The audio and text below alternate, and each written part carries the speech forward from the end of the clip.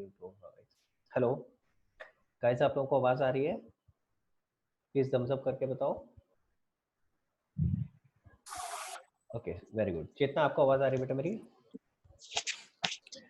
हाँ, sorry guys, मैं ना थोड़ा इंटरनेट की वजह से ड्रॉप आउट हो गया था। हाँ, तो मैं चेतना, आपका सवाल था कि पुरानी बुक यूज़ कर सकते हैं, तो मैं आपको जल्दी से दोबारा से ब्रीफ कर रहा हूँ। आप पुरानी बुक यूज़ कर सकते हैं, सिर्फ 2 जगह चैलेंज आता है। पहले चैलेंज आता है कि जो अपडेशंस होते हैं बुक में, ऑब्वियसली आपको वो नहीं मिल पाते। तो अपडेशंस हालाँकि इस साल इतने मेजर नहीं है। लास्ट ईयर तो बहुत मेजर अपडेशंस थे, जीएसटी वगैरह भी आया था। इस साल इतने मेजर अपडेशंस नहीं है। बाकी बुक जब आएगी अपने हाथ में तब ज़्यादा पता चलेगा कि पब्लिशर ने कितनी चीज़ें चेंज करी है, ठीक है? तो मेरे पास अभी भी नई बुक नहीं आई है, तो इसलिए मैं भी अभी आपको कंफर्म नहीं कर पाऊँगा कि नई बुक में कितने ज़्यादा चेंजेस हैं। हाँ, बट कुछ बेसिक चेंजेस हर बुक में होती हैं, हर ऑथर करता है, जैसे नए क्वेश्चंस डालते हैं, नए इलस्ट्रेशंस डालते हैं और वो ऑब्वियसली सारी इलस्ट्रेशंस और क्वेश्चंस के नंबर वो हिला देते हैं, ताकि बच्चे को ये प्रॉब्लम हो और वो नई बुक खरीदे, ठीक है? तो आपको ये थोड़ा-सा चैलेंज ज़रूर आएगा कि जब भी मैं या फिर आपके स्कूल के टीचर्स आपको रेफर करेंगे क्वेश्चंस को कि भाई ये वाला क्वेश्चन करके आना है या इस क्वेश्चन को देखो, तो वो चैलेंज आपको आएगा।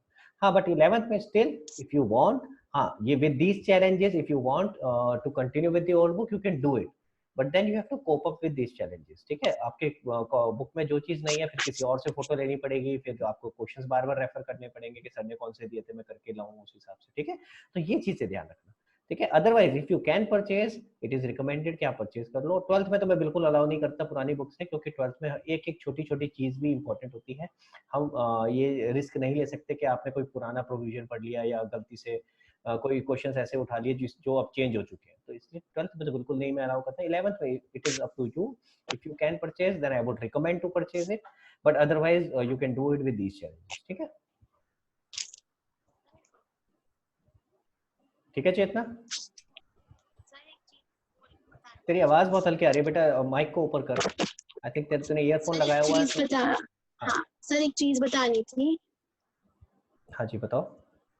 सर मैम ने ना अकाउंटिंग इक्वेशन स्टार्ट कराया है, हाँ हाँ, तो सर मैम ने ना उसमें कुछ समझाया नहीं, बस उन्होंने ना यूट्यूब की एक वीडियो दे दी है और बोला है कि खुद पढ़ लो। तो तेरे को क्या प्रॉब्लम है? तेरे को तो मैं करा रहा हूँ, तो तेरे को टेंशन होनी ही नहीं चाहिए। नहीं सर, हाँ मैंने आपको बता रहे थे ना, बोल रहे थे ना एक बार बता देना, हाँ हाँ हाँ, समझ इसलिए। गया। अच्छी बात है, अच्छी बात है। नहीं, वेरी गुड। बताते रहा करो इसी तरह से कि क्या चल रहा है। कुछ भी अपडेशन ऐसा होता है जो आपको लगता है कि मुझे पता होना चाहिए या बाकी बच्चों को भी पता होना चाहिए, अच्छी बात है। बट अनफॉर्चुनेटली ये गलत तरीका है। बट ठीक है यार, अब कांट हेल्प इट। एटलीस्ट आप लोग मेरे साथ पढ़ रहे हो तो you guys can understand this easily. Otherwise ये इतना डिटेल में आप यूट्यूब वीडियो देख के कैसे समझ पाओगे यार? हाँ जी, कृति, आप कुछ कह रहे हो यस बेटा? सर हमारी क्लास में मैम ने अकाउंटिंग इक्वेशन स्टार्ट करा दिए, तो आज मैम ने समझाया था उसके बारे में। तो सर मैम ने पहले मतलब कि मैम इंटरचेंज करे जा रही थी, पहले मैम कभी लाइबिलिटी को रख रही थी पहले, या फिर कभी मैम पहले कैपिटल को रख रही थी। वो गलत है, ऐसे करना नहीं चाहिए। एक ही तरह फॉलो करना चाहिए ताकि एज अ स्टूडेंट आपको अच्छे से समझ में आए और एक ही फ्लो में आए। मैं इनका पॉइंट क्लियर कर देता हूँ। आई गेस बाकी बच्चों को शायद अगर ये क्लियर नहीं है तो मैं समझा देता हूँ ये क्या कहना चाह रही है। देखो, जब हम अकाउंटिंग इक्वेशन बनाते हैं, ये रहा, तो अकाउंटिंग इक्वेशन में हम यहाँ लिख रहे थे एसेट इज इक्वल टू, मैं यहाँ लिखता था कैपिटल पहले और लाइबिलिटी बाद में, राइट? आप इसी की बात कर रहे हो कृति? Yes sir. हाँ, तो अब टीचर जो इनकी है, कभी कैपिटल पहले लिख रही है लाइबिलिटी बाद में, कई बार लाइबिलिटी पहले लिख रही है कैपिटल बाद में, which should not be done. But in any case मैंने आपको बताया इससे फर्क नहीं पड़ता, अनलेस आपकी टीचर थोड़ी सी फिनिकी हो कि जैसे मैंने लिखा बिल्कुल वैसे ही करना है, तब ये ज्यादा दिक्कत आती है। ओके सॉरी, आपके पास स्क्रीन विजिबल नहीं है वत्सल। ओके सॉरी सॉरी गाइस, मैं भूल गया था कि मैं लॉग आउट हो गया था। जस्ट अ सेकेंड, मैं दोबारा दिखा देता हूँ एक बार आपको। Just a second guys. Sir okay, मतलब सर आज ही चैप्टर मैम ने स्टार्ट किया अकाउंटिंग इक्वेशन का, तो हाँ, इंट्रो ही दिया था, थोड़ा सा बताया था, ज्यादा मतलब क्वेश्चन अभी करवाए नहीं है, तो कभी मैम वो स्टार्ट कर रही थी, कभी वो पहले कर रही थी, कोई बात नहीं, कोई बात नहीं, तो हो सकता प्रॉपर है क्वेश्चन अभी टीचर, स्टार्ट नहीं हुए। देखो एज अ टीचर उन्होंने ध्यान नहीं दिया ये कि स्टूडेंट को कंफ्यूजन क्रिएट होगी। लेकिन हमने तो ये चीज समझ लिया कृति कि हमें फर्क नहीं पड़ता कैपिटल पहले है या लाइबिलिटी पहले है, ठीक है? तो आप किसी भी तरह से लिख सकते हो, आप कैपिटल को भी पहले लिख सकते हो, आप लाइबिलिटी को भी लिख सकते हो, अनलेस आपकी टीचर जबरदस्ती करेगा नहीं जी लाइबिलिटी को पहले लिखो। मैं प्रेफर कैपिटल को पहले क्यों करता हूँ, मैंने समझाया, क्योंकि लाइबिलिटीज बड़ी सारी हो सकती है, आपको आगे तक लिखनी पड़ सकती है, ठीक है। तो आप ध्यान रखना, अच्छी बात है आप लोगों के स्कूल में शुरू हो गया है, नाउ यू कुड रिलेट, आप डायरेक्टली अब रिलेट कर पाओगे, जो आपको होमवर्क मिलेगा आप डायरेक्टली वो कर पाओगे, ठीक है। तो बहुत अच्छी बात है जिन लोगों के शुरू हो गया है। लावण्या आप भी कुछ कह रहे थे सर क्या बेटा? एक्चुअली सेम स्कूल है। किसका? सर सेम स्कूल है मेरा और चेतना का, चेतना मेरा और और चेतना का। वेरी गुड, चलो वेरी गुड बेटा, अच्छी बात है। तो आपका अभी इससे पहले क्या हुआ था? ये सर अभी मैम फर्स्ट चैप्टर करा रही थी। अच्छा, तो फर्स्ट चैप्टर में कुछ समझ आया? नहीं सर, सर कोई बात नहीं, मैं मुझे कराऊंगा। नहीं आया। कोई बात नहीं, मैं कराऊंगा आराम से, ठीक है। अच्छा चलो लावण्या के पास चलते हैं। लावण्या बेटा आप कुछ कह रहे थे शायद, आई थिंक आपने हैंड रेस किया था। Yes sir. हाँ वो बेटा, मैम हमारी फर्स्ट चैप्टर करा रही हैं, कोई मतलब बात वो इंट्रोडक्शन करा रही हैं। कोई दिक्कत नहीं है। देखो फर्स्ट और सेकंड चैप्टर बहुत ही जल्दी हो जाएगा, उसमें टाइम नहीं लगेगा। एक दिन का एक चैप्टर है मान के चलो, अगर मैं 1.5 घंटे की क्लास लूंगा ना तो 1.5 घंटे में 1.5-2 घंटे में आपका एक चैप्टर खत्म हो जाएगा। वो इस तरह का चैप्टर है, लेकिन वो तब अच्छे से खत्म होगा और समझ में आएगा जब आप थोड़ा सा बेसिक्स ये सीख लोगे, थोड़ा प्रैक्टिकल आपको आ जाएगा ना समझ में, तो इजीली समझ आएगा। तो will wait for some time, पहले इसको करते हैं एंड उसके बाद में जब जैसे मेरे को लगेगा कि नाउ यू आर कंफर्टेबल, आपको समझ में आ रही है चीजें, then will move to first chapter also, ठीक है। ओके हाँ, ठीक है बेटा, चलो तो अब आगे चलते हैं। एक सेकेंड मैं वापस नीचे ले आता हूँ। ओके, 6th वाला हम पार्ट कर रहे थे, तो मैं आगे बढ़ने से पहले किसी को साथ में रखना चाहूंगा। तो who would want to continue with me, कौन मेरे साथ डिस्कस करना चाहेगा answers? Please raise your hand. First opportunity आप लोगों को मिल रही है, फिर नहीं तो मैं चूज करूंगा किसी को भी। हाँ भाई जल्दी बताओ, कौन मेरे साथ डिस्कस करना चाहेगा? अर्नव, चलो अर्नव कह रहा है पहले मैं कर लेता हूँ, इससे पहले कि मैं आगे वाले क्वेश्चन पे जाऊँ। हाँ अर्नव। Yes sir. जब तक मैं तेरे से बात नहीं करता तब तक तू ऐसे सीरियस बन के सुनता रहता है। हाँ, ऐसा लगता है कई बार तो मुझे, जैसे आज मैंने एक वीडियो डाला था उस पे स्टेटस पे, जैसे होता है ना कि मेरे को फोटो को देख रहा हूँ, बिल्कुल ऐसे सीरियस बैठा रहेगा, हिलेगा भी नहीं। और फिर जैसे ही मैं तेरे से बात करता हूँ फिर हंसने लगता है। हाँ, फिर पता चलता है कि अर्नव है हमारे साथ। हाँ चलो बताओ। 6 था 6 पे मैं यहाँ दिखा रहा हूँ साथ साथ, ठीक है। हाँ जी, 6 था sold goods costing 10,000 at a loss of 25% on sales. Clear है? तो अगेन इसमें क्या दिया है, मैं सबसे पहले यहाँ पे कॉस्ट दे रखी है, ठीक है। तो मैं इसको पहले वही, हाँ yes, तो सबसे पहले मैं इसको उसी तरीके से प्लॉट करता हूँ यहाँ पे, जैसे हम बाकी सब में कर रहे थे। जैसे देखो ऊपर लिख रहे थे हमने, यहाँ क्या लिखा था, कॉस्ट प्रॉफिट लॉस या सेल, सेम तरीके से मैं यहाँ लिख रहा हूँ, कॉस्ट प्रॉफिट या लॉस एंड सेल। हाँ जी बताओ बेटा। तो हमें कॉस्ट दे रखी है 10,000 और साथ में क्या बोला हुआ है? यस। आगे क्या बोला है? Loss of discount on sales 25%। 25% का लॉस है, तो ठीक है। Sorry, loss of 25% on sale. तो यानी इसका मतलब है कि मुझे ऐसे बोला हुआ है, ध्यान से देखो, ये 25%, ठीक है। तो दिस लॉस किसका है? 25% सेल का। क्लियर है? अगेन सेम सिचुएशन आ गई, अगर आप ध्यान से समझो, अगर आप लोग ध्यान से समझोगे तो सेम सिचुएशन आ गई कि आपको जो परसेंटेज दिए है वो सेल की दिए, लेकिन जबकि आपको जो अमाउंट दे रखा है वो कॉस्ट का दे रखा है। तो अर्नव कैसे करेंगे बताओ बेटा, कौन सा मेथड लगाना चाहते तो हैं? हम फॉर्मूला लगा सकते हैं जो ऊपर वाला है, 1/(x) बिल्कुल सही बात है, फॉर्मूला लगा लेते हैं, वेरी गुड। तो ये फॉर्मूला जो मैंने ऊपर लिखा था मैं यहाँ आपके लिए दोबारा लिख देता हूँ। फॉर्मूला क्या था लॉस के केस में? Loss is equal to 1/(x) of cost is equal to 1/(x - 1) of sale. इस फॉर्मूले में लॉस वाले में माइनस आ जाता है, ठीक है। तो अब इस केस में कैसे शुरू करूं बेटा, कहाँ लिखूं बताओ, क्या चीज गिवन है हमें? परसेंटेज। फिर 1/(x - 1) अगर हमें फिर परसेंटेज में दिखाना हो तो फिर 1/4 हो जाएगा। Very good. तो हमें एक तरह से देखो, मैं समझाता हूँ कैसे कहना चाह रहे हैं हम। अब हमें यह सवाल उठता है सर इसको शुरू कैसे करें? ध्यान से देखेंगे सारे लोग, ये तो लिख दिया फॉर्मूला, अब इसको शुरू कैसे करूं, मैं कहाँ लिखूं? तो आपको परसेंटेज किसकी गिवन है? ये जो 25% है किसका है? सेल का है ना। तो मैं सेल वाली साइड में लिख रहा हूँ, पहले ध्यान से देखेंगे सारे लोग, मैं सेल वाली साइड में लिख रहा हूँ, इसी चीज को परसेंटेज की टर्म्स में लिख रहा हूँ, ठीक है। क्या लिखूंगा? Is equal to 25% of sale. Question में यही लिखा हुआ था, मैंने भी बिल्कुल वही लिखा है, सेल वाली साइड में लिख दिया। 25% को मैं ऐसे भी लिख सकता हूँ, ठीक है। और उसके बाद इसको फर्दर सिंप्लीफाई किया तो ये 1/4 आ गया। सही करा बेटा अर्नव मैंने? यस। हाँ, अगर 1/4 ऑफ सेल है, अब आता है कॉस्ट का कितना होगा? उसमें 4 + 1 हो जाएगा तो 5 हो जाएगा। हाँ, अब यहाँ माइनस था तो अब हम रिवर्स चल रहे हैं। देखो कैसे करा हमने, अगर x माइनस वन, देखो इधर ध्यान दो, हमने इस फॉर्मेट में कर दिया, तो x minus one is equal to कितना है 4। मैं इसको यहाँ पे लिख के भी दिखा देता हूँ आपको, x माइनस वन किसके बराबर हो गया 4 के। समझ आ रही है बात, ये बात क्लियर है बेटा सबको। तो x किसके बराबर हो गया 4 प्लस 1 यानी 5 के। तो यानी यहाँ कितना आ जाएगा 1/5 ऑफ कॉस्ट। क्लियर है सबको? हाँ जी। तो अब 1/5 ऑफ कॉस्ट आ गया तो कितना हो गया बेटा 1/5 ऑफ, तो ये आ गया 2000। तो हमें पता चल गया हमारा लॉस कितना है 2000। ठीक है। हाँ जी। अब बताओ बेटा इसका ट्रीटमेंट क्या होगा, मैं ट्रीटमेंट लिख देता हूँ। पहले यहाँ पे फिगर्स फिल कर देते हैं। लॉस है हमारा 2000, तो हमारी सेल वैल्यू कितनी हो गई बेटा 8000। राइट, मैं इसको सही कर देता हूँ थोड़ा सा। हाँ जी, तो ये आ गई हमारी 8000। हाँ जी ठीक है। अब बताओ मुझे वैल्यूज कहाँ कहाँ जाएंगी, क्या क्या इफेक्ट होंगे इसमें। स्टॉक में से माइनस 10,000 हो जाएंगे। माइनस स्टॉक हो जाएगा कितने से 10,000 से। ठीक है, जो कॉस्ट होती है। Very good. दूसरा इफेक्ट कैश में plus 8000। Plus cash 8000। Very good. मैं एक बार देख लूँ, कैश ही होगा ना, एक बार वापस देख लें। यहाँ कहीं नाम तो लिखा नहीं था ना, नहीं लिखा था भाई नाम, तो ये कैश हो गया। अगर नाम लिखा होता और या फिर ये लिखा होता ऑन क्रेडिट तो फिर उधार हो जाता। ठीक है। हाँ जी आगे बताओ बेटा। और कैपिटल के नीचे माइनस 2000। और कैपिटल में से माइनस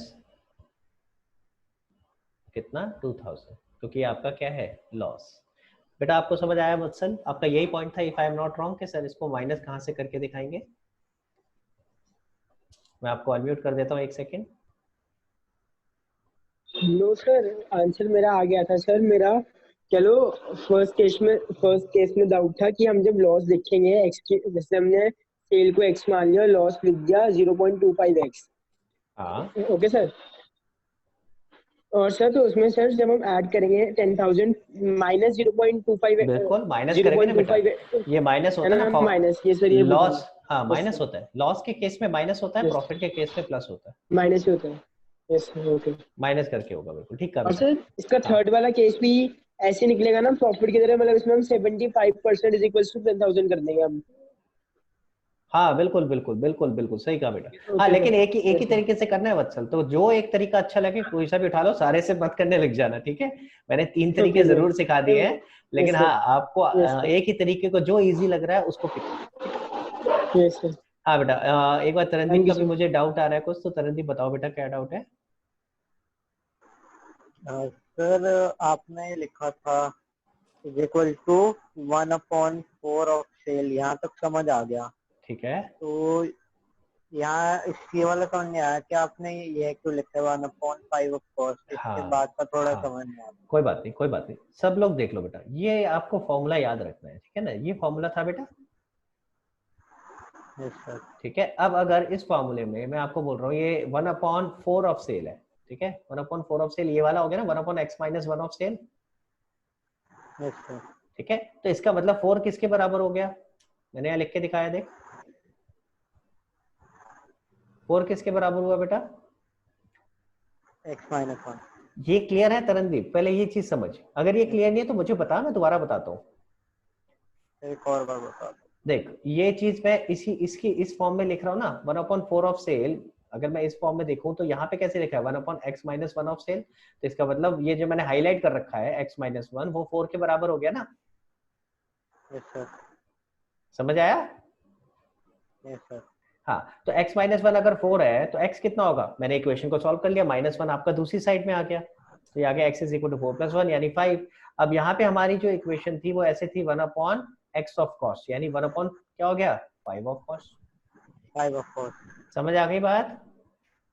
यस सर। ठीक है, ये जो आपको मैंने लिखा है ना, loss is equal to 1/x of cost is equal to 1/x minus 1 of sale, this is a universal mathematical proven formula कि अगर आपका कॉस्ट का 1/x होगा तो सेल का कितना होगा 1/x माइनस 1। लॉस के केस में 1/x माइनस 1 और प्रॉफिट के केस में 1/x प्लस 1। ठीक है,